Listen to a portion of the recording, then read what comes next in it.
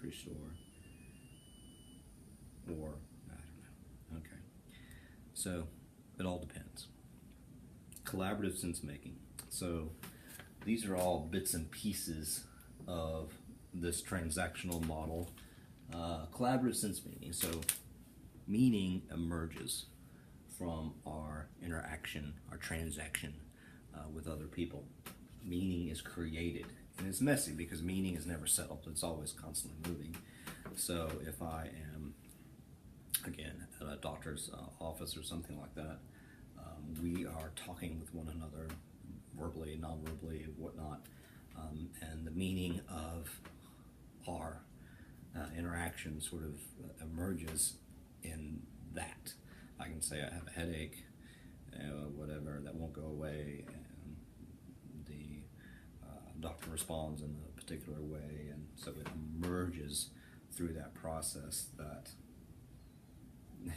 what does a headache mean? I don't know. It's all so fluid. But the idea is that through collaboration, we make sense of things, right? So it's like, oh yeah, this is what you mean. Oh yeah, okay, I understand now. Blah, blah, blah, blah. Oh, so it's not always a headache. It's just a headache when you take a hammer and hammer your head. Doctor, it hurts when I get scissors and I cut my finger. But so we collaborate, and that through the collaboration we make sense of things. Think of it as another term for this is sort of co-authoring.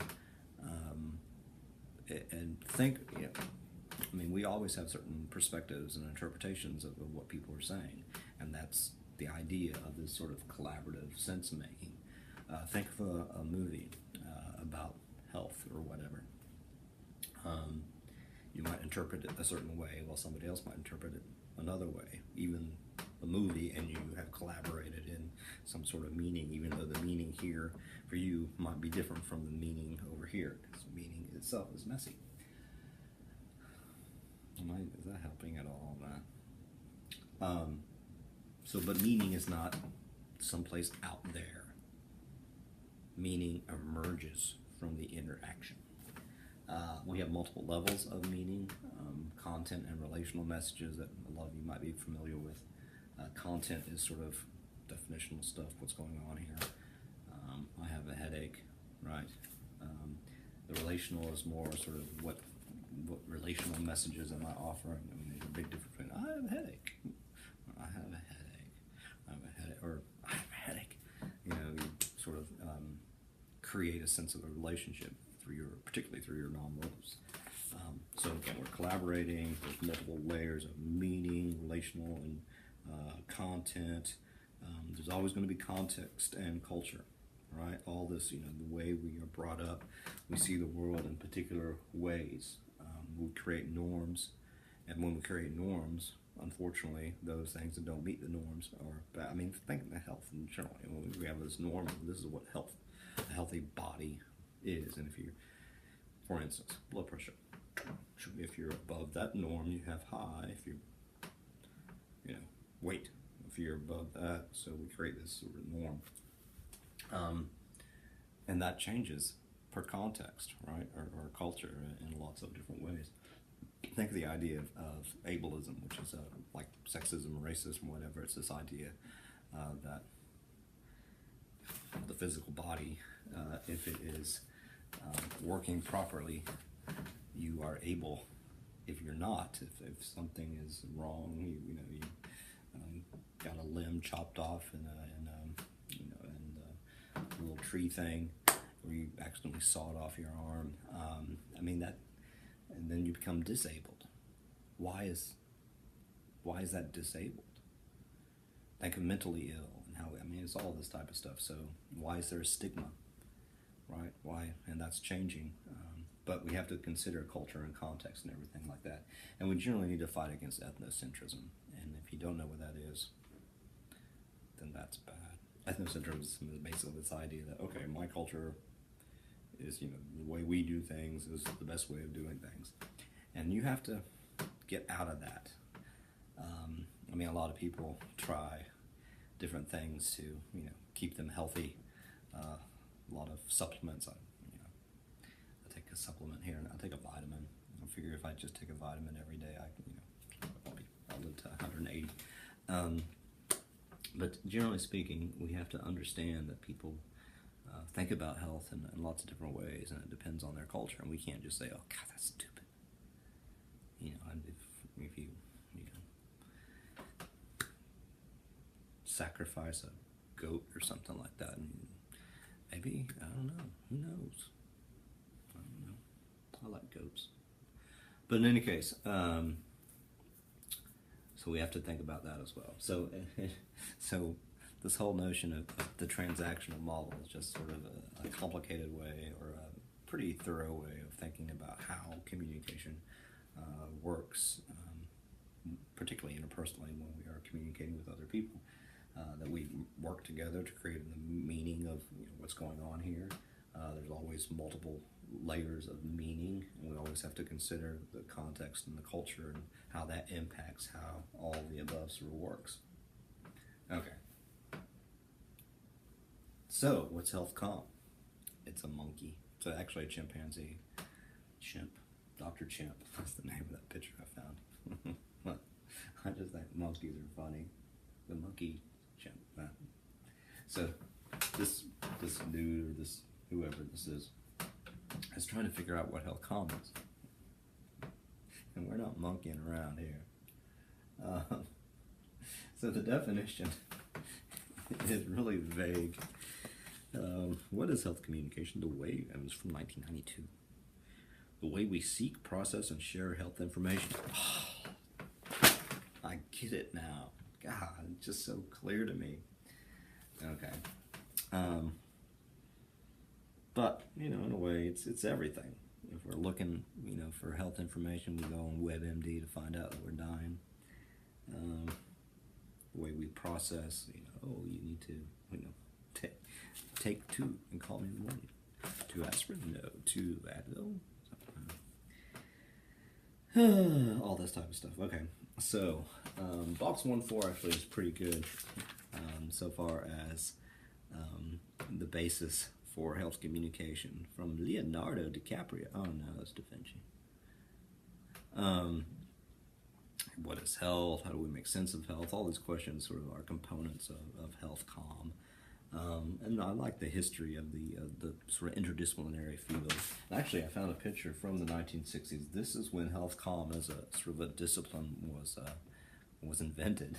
See, this guy right here is saying, "In war now, killing can't something be all that fun, but health communication is."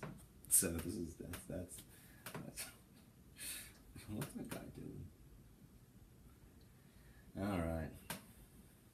That's not really a picture of when health comm was invented, by the way. So it talks about the 1960s, though, when all this stuff started, people started studying this from psychology and medicine, sociology, persuasion, and so it's really interdisciplinary. Health comm, a lot of communication is self-interdisciplinary, and which means that it brings together a lot of ideas and theories from multiple academic areas. One thing that's really interesting to me that folks have figured out, and probably was already sort of there, but scientifically or academically we found out that effective health comm is itself therapeutic. You know that. Laughter is the best medicine. People have been saying that forever, but now we know, effective communication can be in itself therapeutic. So that's pretty good. We've learned a lot about social factors and social issues. So the study of health communication has brought out that we need to attune to issues of the community and understanding social equity and inequity, access to health care. It's still, particularly in the United States, who gets the best health care out there? People who have the money for it. So health comm has sort of helped us better recognize that. There's a lot of work in persuasive health comm campaigns, a lot of PSAs. A lot of people do health comm, go out and do PSAs like don't smoke, don't drink. Ooh, what's that smoke, don't drink. What do you do? Okay. Goody two shoes, goody two shoes. That's what it's called. And there's journals, but there's lots of organizations out there that are dedicated to health comm, the American College of Healthcare Administrators. I'll look at all that stuff, but it's a big deal. It's a big area, and it's sort of cool. I mean, a lot of colleges have health comm classes, and so you are in for a healthy treat, like an apple. Why is... I thought about this the other day when I was eating some cheesecake. Why can't cheesecake be really good for you? Why don't they tell us you should not eat, beets? They're bad for you. What you really need to be doing is eating, cream cheesecakes. Yeah, yummy. Okay. All right, so healthcare models. The next part of this chapter takes us through some different models of healthcare. And one thing I have for you here is, just as an addendum, our rankings of models, which has nothing to do with the... No, I want to go back. Yeah, I know my browser's okay. Okay. We got confirmed. Not... Uh-oh. The men of the season? Rankings. Top 50 models. Okay, here we are. The top 50 models.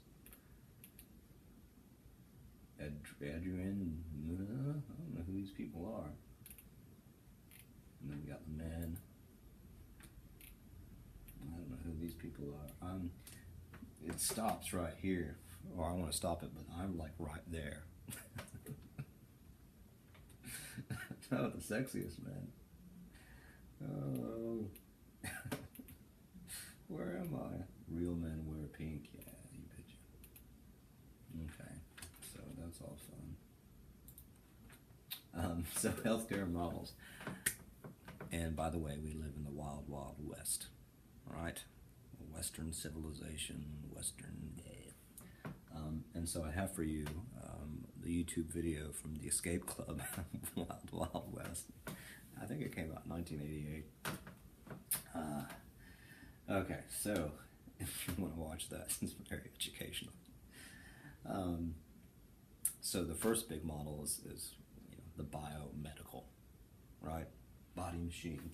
I have another little link for you if you want to go do it. I don't know if you remember Schoolhouse Rock, but it was awesome. It rocked. God, I remember back in the 70s when I was a kid in the 70s, and Saturday morning when they actually had real cartoons and you watched the Schoolhouse Rock. It's awesome. Oh, those were the days. Jimmy Carter, Ford, Nixon. Well, he did go to China. But the little thing is the body machine, and it's sort of a metaphor for looking at the body, and that's sort of the biomedical, right? We see the body as a machine. There is something wrong. If we are sick or ill, there's something wrong that needs to be cut out of us to make us well again. So it's very limiting. It sees it uses the scientific perspective, scientific variables. I think the book says it's really reductionist because it's like, okay, and part of this biomedical is also for big pharma. If something's broken, you got to fix it. How do you fix it? Take these drugs.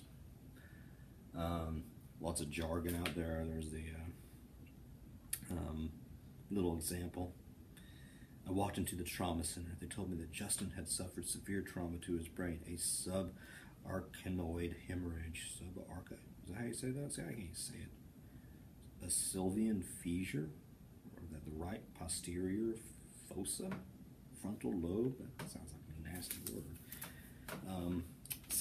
But it's just, see,